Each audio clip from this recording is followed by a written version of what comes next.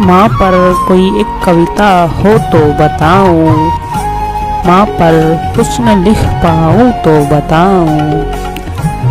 माँ तो एक एहसास है, पानी की बूंदों की तरह कुछ खास है, हवाओं की तिरछन की तरह एक राज है, फूलों की सिमटन की तरह वो सांझ है। एक अनसुलझी सी पहेली है, जो सबसे न कह पाऊं और उससे कह जाऊं।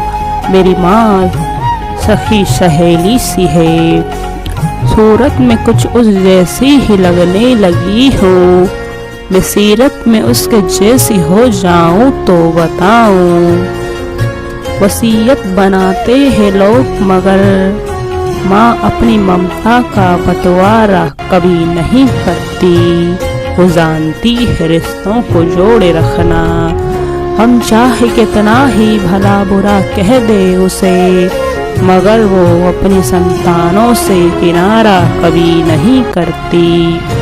हमारी किसी बात को दिल पे नहीं रखती, मेरे गम की हमेशा हिस्सेदार रही मेरी माँ।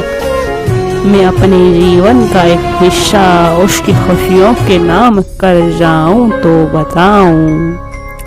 ज़माने के पास बेशक मेरे लिए वक्त नहीं है, मगर मेरी माँ मेरे लिए हमेशा फुर्सत में रहती है। वो हमेशा इस इंतज़ार में रहती है, कब मैं हाल दिल उसे सुनाऊं और प्यार से गले लग जाऊं।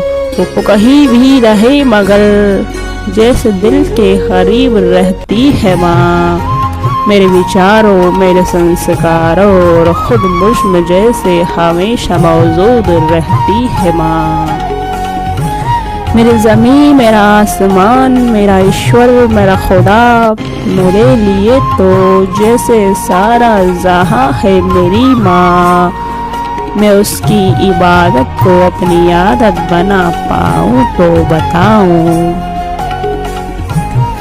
उस पर कुछ न लिख पाऊं और उस पर कुछ भी लिखना महज कोशिश भर है, वो लफ्ज़ों में कहा होती है बयां। उस पर कुछ भी लिखना जैसे सूरज को आईना दिखाऊं, लफ्ज़ों से परे होती है माँ। उस पर कोई एक कविता हो तो बताऊं, मैं माँ को लफ्ज़ों में ढाल पाऊं तो बताऊं।